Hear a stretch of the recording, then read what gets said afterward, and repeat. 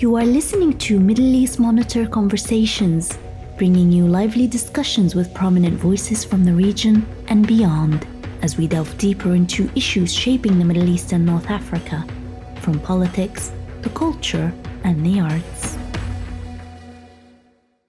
Thank you so much, Eman, for making the time. And I'm sorry that I have to ask you to do this, but No, thank you actually. Thank you for giving me the chance to do it. no, of course. I want to start by asking, how are you? Like, I know it's a stupid, silly question, but I want to ask because just for Um, little. it's really funny because one fact that have been calming me down so far is that I read, I don't know where, that the hit or the bomb that's going to kill us, we can't hear it. So as long as we're hearing bombs and chilling, we're alive. And also we're better than those who lost their homes, who lost members of families, and sheltering in the schools. I have contacted a friend of mine who was sheltering in the schools and told me that they weren't getting any power, water, food. They are living with another 23 members in one class.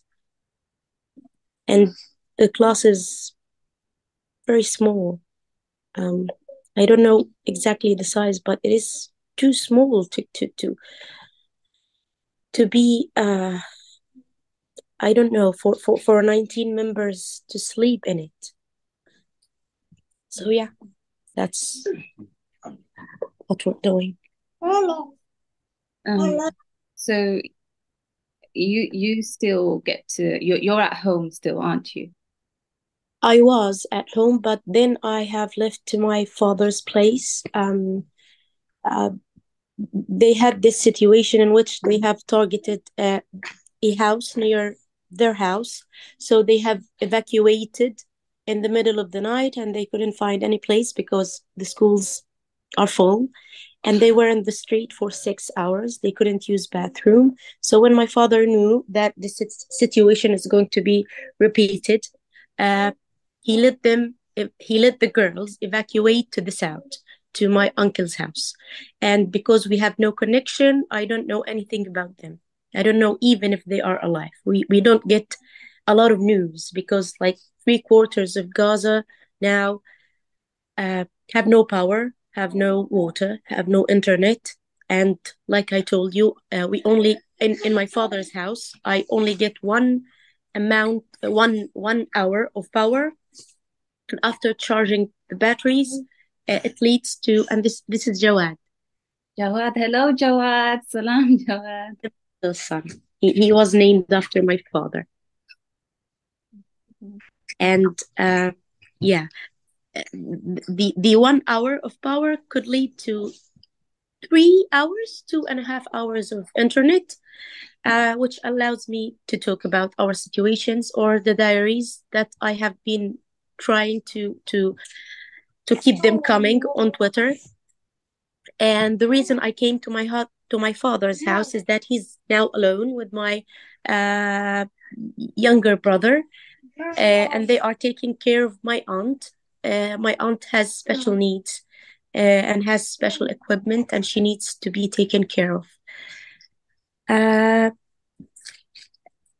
she has also mental issues, which is funny because she's the only one who didn't want to evacuate when they threatened the house near them. And that's why my father is here, and he contacted me for help. I was in my father-in-law house, and I came here to help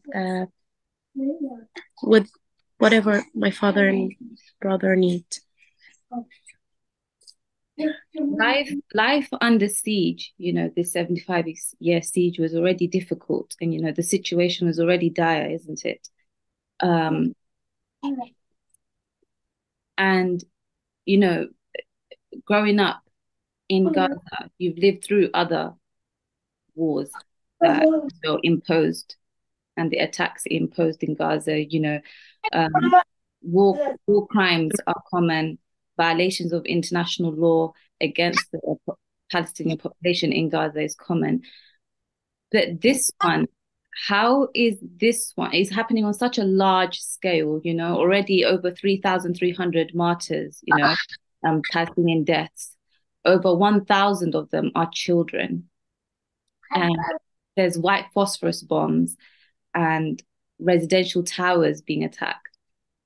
How is this war different for you? Because you've witnessed, yes, am I right? The previous war. Yeah, of course. How is this one different? And how is it more scary for you, seeing as you have, these three beautiful children and you're having to run away with them? It's not just you alone. It's not adults around you that you're just concerned about, but it's children. So how is this all the more scarier for you as a mother? Because this time the number, I'm really sorry that I'm comparing wars, but this time the number in 2 days or 3 days was even equivalent to wars of 52 days, to wars of more than 2 months. So, and the services we used to have is no longer available. بس يا ماما بس تعالي حبيبتي تعالي. The schools are full. Can you imagine if we have, like, I don't know the number, 1,000 of schools? People have no homes. I read that it's about 1 million person are sheltering in schools right now. We don't know if there are any places safe. No place is safe. And I literally don't know any person right now in Gaza who hasn't lost a member or one or two or all of his family or a beloved person or a friend. I myself lost 2 teachers in my school, and I still don't know what's the fate of my students. I teach for 9th graders. I don't know if they are alive. I don't know where they have evacuated. I teach at Beit Hanoun, and Beit Hanoun was the first city to evacuate. And when they evacuated to schools, the aggression even became harder, became more violent. So they have evacuated to other places. بس يا ماما بس سواد.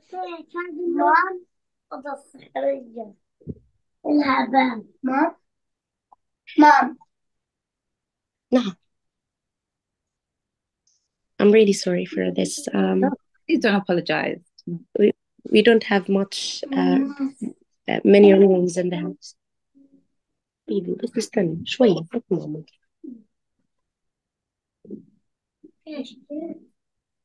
Okay, I'm with you. Yeah. How do you keep them distracted? Because I know hearing the bombs is continuous and it's not something you can avoid. So, and children already suffer so much trauma alone growing up, they're diagnosed with PTSD, post-traumatic, and it's not even something. I've talked to Palestinian mental health therapists and doctors, and they say that PTSD is not even the right diagnosis to describe what the children suffer, the mental health. It's beyond that. What are your concerns when it comes to your children? And how do you keep them distracted during all this? How is a typical day like for you now? How has it drastically changed since? We brought so many books with us from my house to my father's house. We play together when the power is out. I have downloaded many of Ghibli. Do you know Ghibli Studio? No. My neighbor Totoro and Spirited Away. Oh yeah, These anime. Yeah, Yeah, I have downloaded like 3 movies and we watched them. Okay, we watched them. بس يا فيصل بس حبيبي, we watched them. Okay, let me try to move to another room. Okay, and I have downloaded some of the movies. Okay.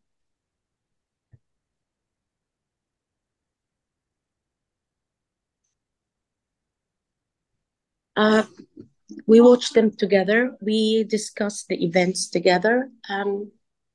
But my mechanism somehow differs from the last aggressions because Faisal specifically has grown up and he doesn't believe the lie I have been telling him that these are fireworks. So my mechanism now is not lying. I'm telling him the truth. I'm telling him what is happening. I'm letting him understand the facts and what that we are in danger right now, and he needs to be a fighter. And to some extent, for a little boy who is in an abnormal situation, he's doing good somehow. But the videos and the images I keep seeing of children who I think are not going to survive the trauma for the rest of their lives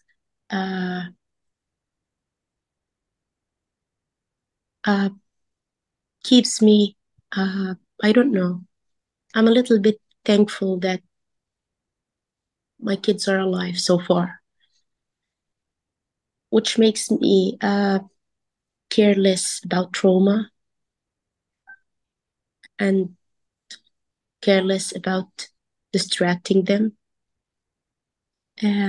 These are issues that I need to deal with them later when this ends, which I really hope that ends well. Yeah.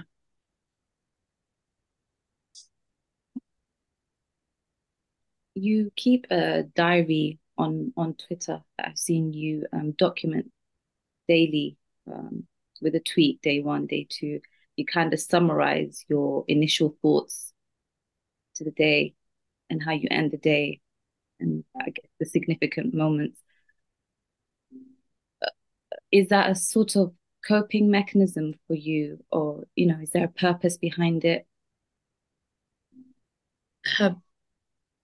We were born in a city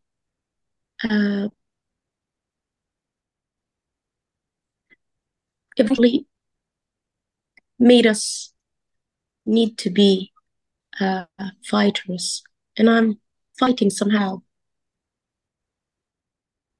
I'm fighting against this terror, this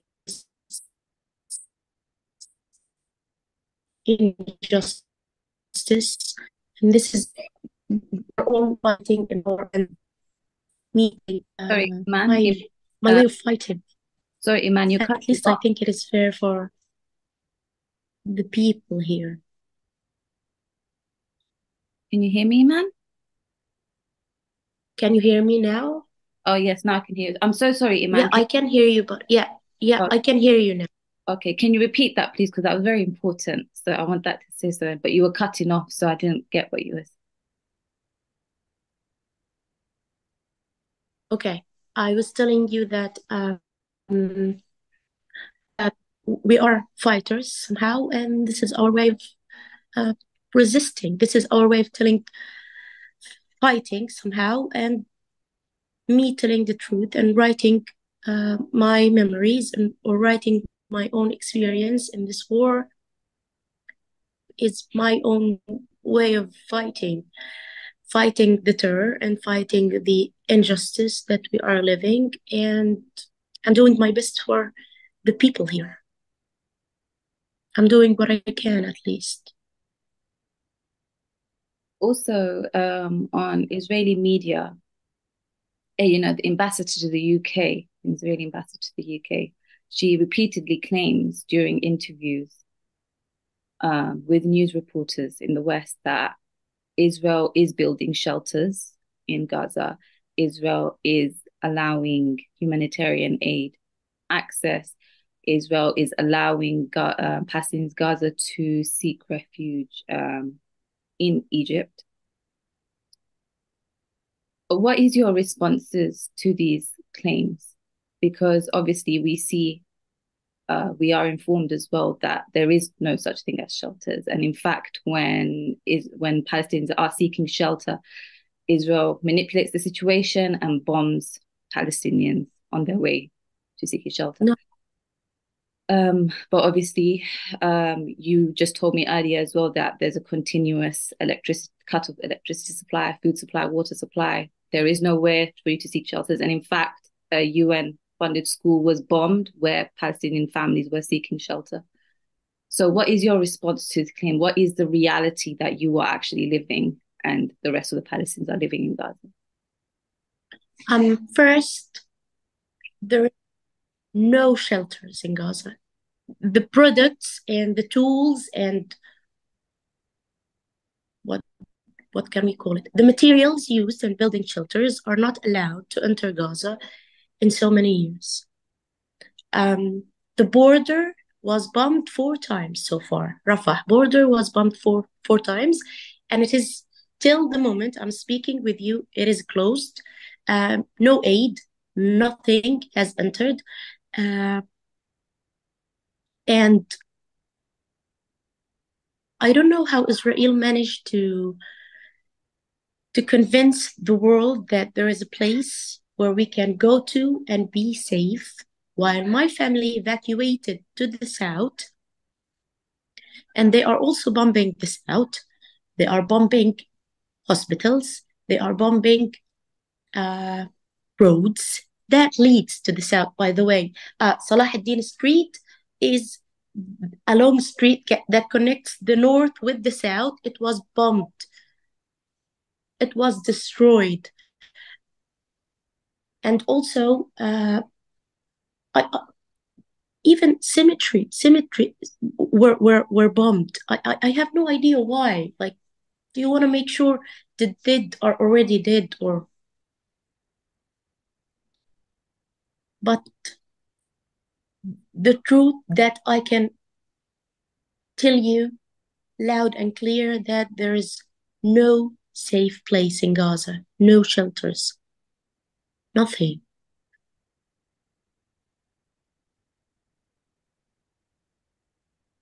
I'm so sorry, Eman.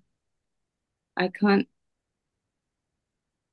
It's so frustrating to see, and to sit and watch such like claims, false claims being made, and despite the social media being flooded with such, gruesome footage and real-time evidence of what is actually happening.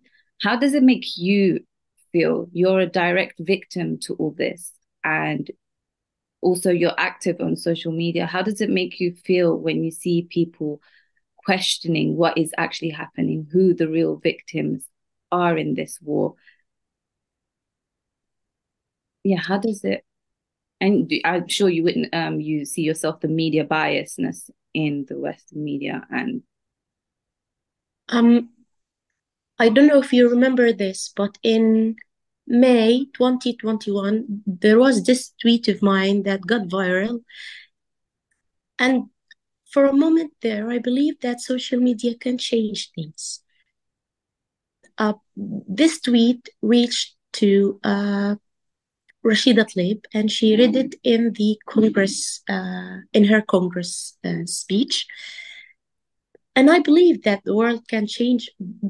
The world can change things, that to some extent we can.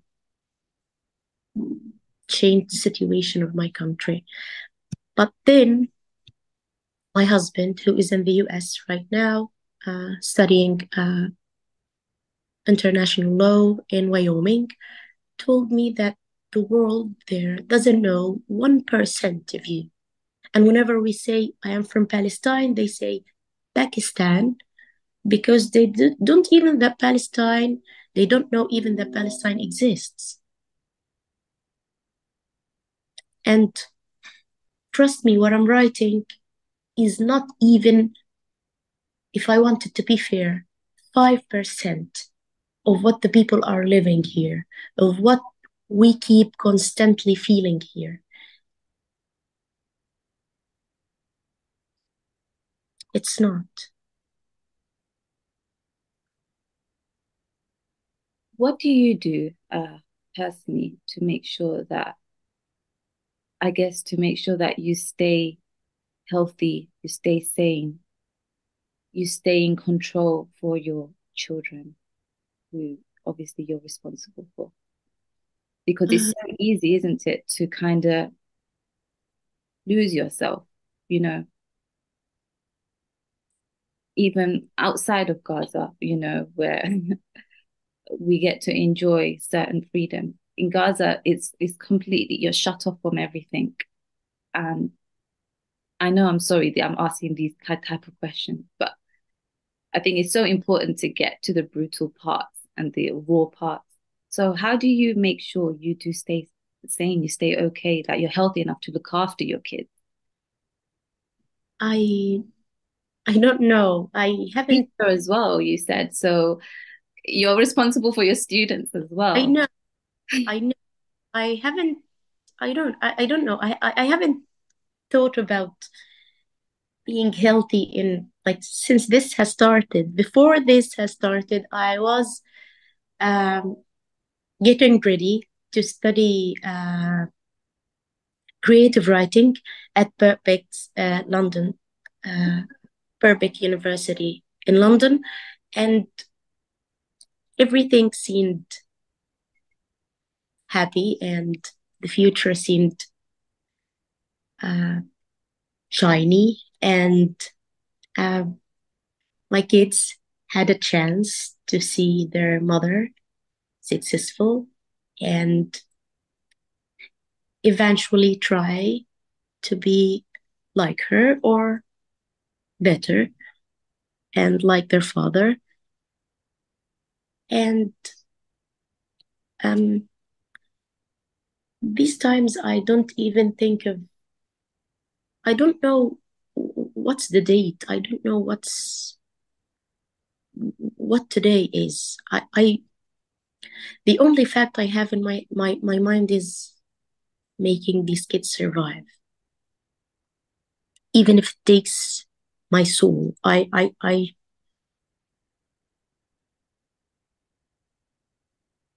just want them to survive.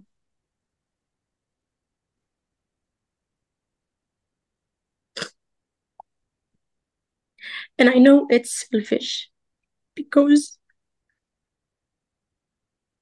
the mothers who lost the mothers who lost their sons and their siblings are not better than me. I know this.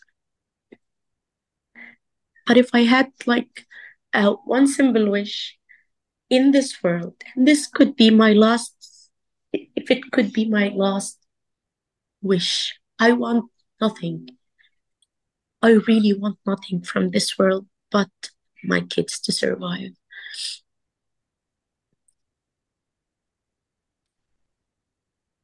And I don't know. I'm really sorry. I just, this might be the symptoms of no withdrawal of my antidepressant because I have it. It ran away, and there are no hospitals or pharmacies open around, and of course, in the hospitals, the priority is to seriously injured people, and the medicine is limited these days, and which uh, puts much pressure on me also, because I need these kids to be healthy, because uh, there's no hospitals to visit in case if one of them broke his arm, broke his feet. Uh, and uh, Moreover, my kid has allergy, and he had this asthma attack in the middle of the night because the air is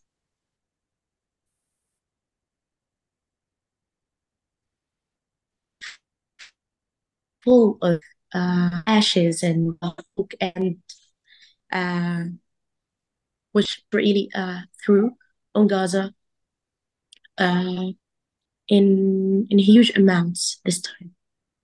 And of course, uh, no need to tell that phosphorus is prohibited, but they still.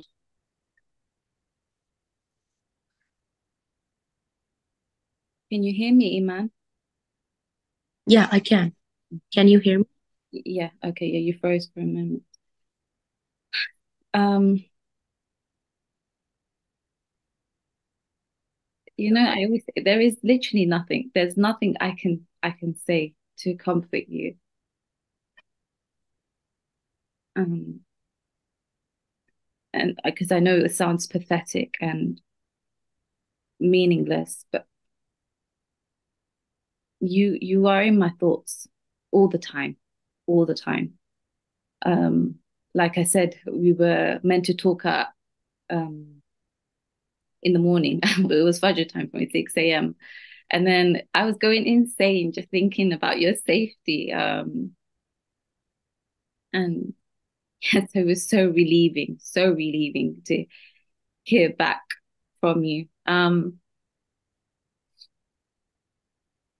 I talk to everyone, obviously, talking about Gaza. I'm sure you see online.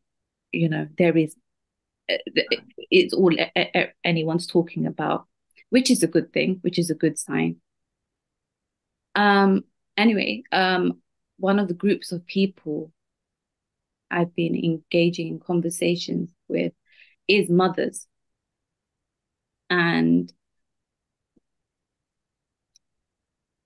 what's typically said, and I think I also mentioned it to you in the messages, I can't imagine, I can't, because I actually showed your tweet, the one you mentioned that every night you go to sleep, you sleep hugging your children. And I don't want to mention the rest of the tweet, but you think about how if you'll be taken away together by a night bombing. And when I show these type of tweets to other mothers out there, they say they can't imagine being in your situation. They can't imagine being a mother at this time. They uh, they just can't fathom what you're going through. But to you, is it important that mothers in the international community put themselves in your situation and force themselves to confront how you must be feeling? Is it important to do that to be able to make a change? I'm sorry, I couldn't hear the last part.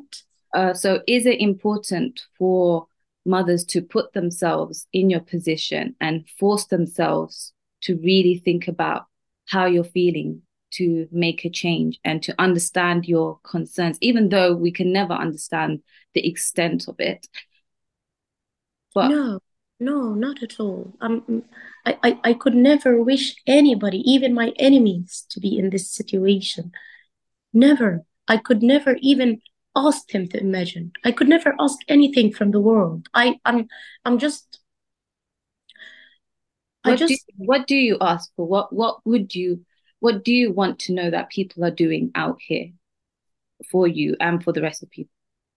I would ask them, and I said this repeatedly, to read thoroughly and to think logically about what is happening here so that they can actually find out what is right and what is wrong. And to the few people who have been talking and continually writing about this and trying to really understand the truth, specifically like you, like thankful is a really humble word that doesn't do you good.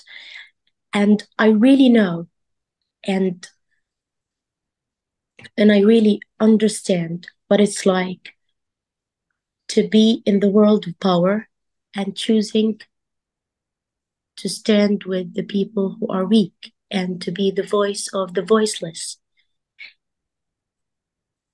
And no, I don't want them to be me. I don't want them to be in my shoes. I don't want them to think, what would they do if they were in this situation? I would never even, I, I would, I would even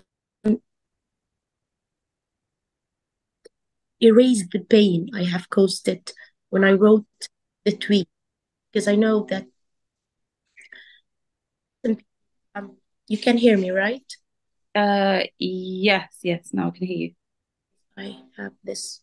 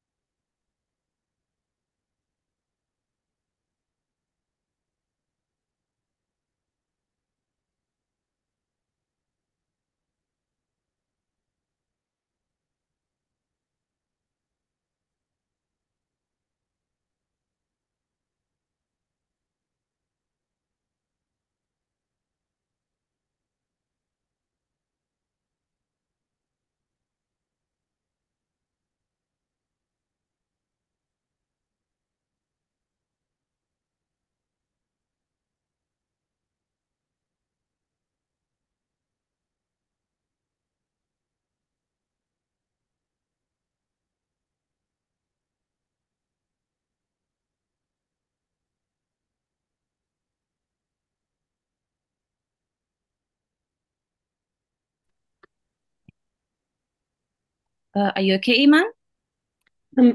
Yeah, I just had a phone call and I pressed call. I'm a little bit dork with technology and stuff, and I didn't know this went out and stuff. That No problem. Um, and another question, Eman.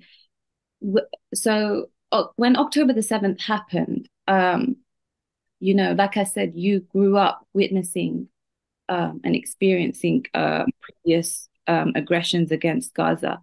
So when October the 7th came, did you assume that,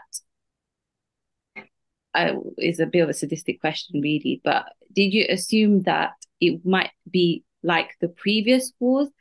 And at what moment did you realize that this war consists of one where Israel is crossing all red lines and that this is different? Because obviously, each night the world's heads are being whipped in different ways, because I guess one of the biggest war crime violation was when Israel bombed. Well, they're claiming that they're not trying to take responsibility for it, and they're rejecting all accusations. But the Al Ahli Baptist Hospital bomb, where instantly 500 Palestinians were murdered. Again, that's one of the biggest war crimes. But was there something happened before that where you, as a civilian there, realized, no, this is different. This is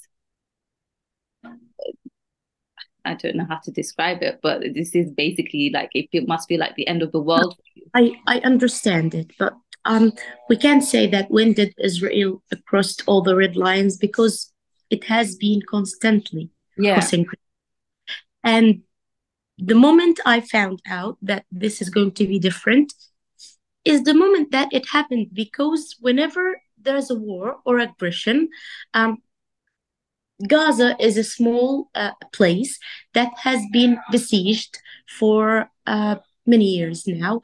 And with every war, with every destruction, with every killing and murders, it loses supplies and it loses uh, uh, choice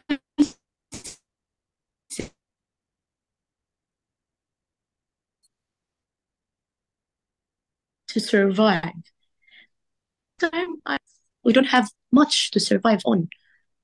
We don't have before the aggression actually had power for 4 hours. Also because of Israel. No, uh, we had polluted water. The fishermen had limited.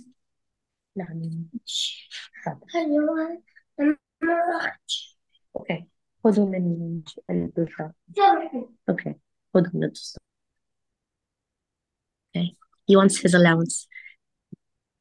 And yeah, the fisherman has limited space to fish from, and whenever they cross the limited, they are being targeted, they are being killed.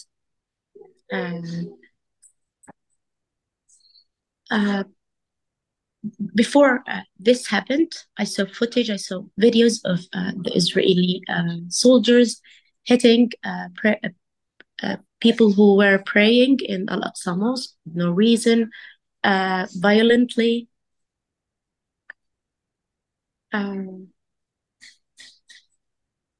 So I thought this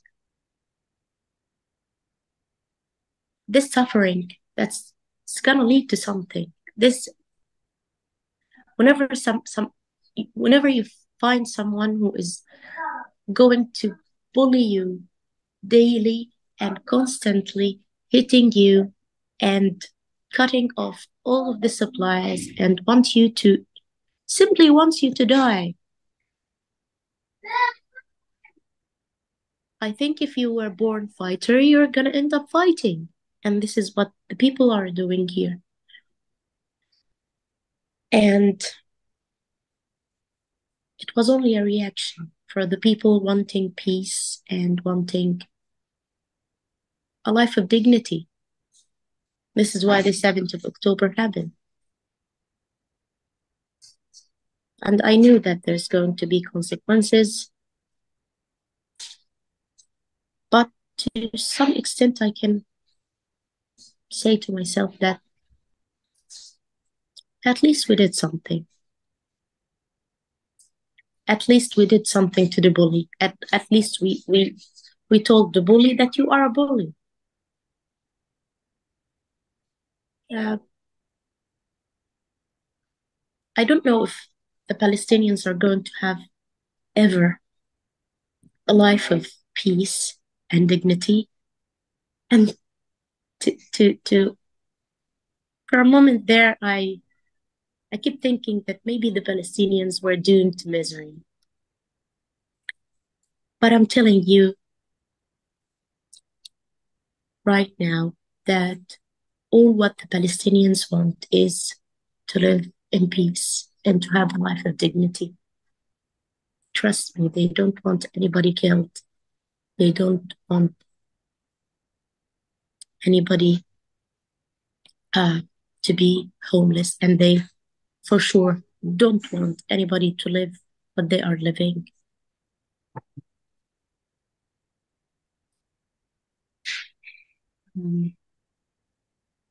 Eman, I think, yeah, I think you shared enough. And I'm sorry again that I had to ask all these questions. And um, I know how uncomfortable it is and how much you must be hurting. Is there anything else you would like to say yourself? If I haven't addressed anything, is there anything else you would like to add? No, I no, I think I have said enough, and I really want to thank you for this chance, and I hope so many people understand the situation here, and I hope so many people try, if they can, if they have the power, to stop it. Just please stop it. I wanted to, I wanted to ask you, there's a lot of silly debates that happen online, where people talk about, do protests these protests that are organized, do they help? Do they make the Palestinians feel better? Does it bring any attention? What is your take on this when you see, online all these countries and pro-Palestinians coming together, human rights coming together to organize protests and marches? Everyone is fighting in his own way, in whatever he can. Protesting is a shape of fighting. Protesting is a shape of resistance. Writing and doing interviews with voices from Gaza and from witnesses on massacre and from people who are living this suffering and protesting, and I don't know, I can't think of any type of helping, but somehow it helps. I think it does. It helps it grow some kind of familiarity with what's going on. But I'm not a very judgmental person, and I'm really thankful for anybody who could do the minimum thing, even like writing during this whole genocide, like writing only one tweet. I'm also thankful. I'm not here to judge. I'm a Palestinian. I'm a Gazan who could raise awareness about this, and the only person I can judge is myself. The other world has a choice of choosing which side to stand with. I'm not going to force anybody to choose. They can read themselves. They can watch the videos themselves. They can make researches. Internet is available. Books are available. And most important, minds are available. Thank you, man. Thank you so much for your time. This was Middle East Monitor Conversations, brought to you by the Middle East Monitor in London.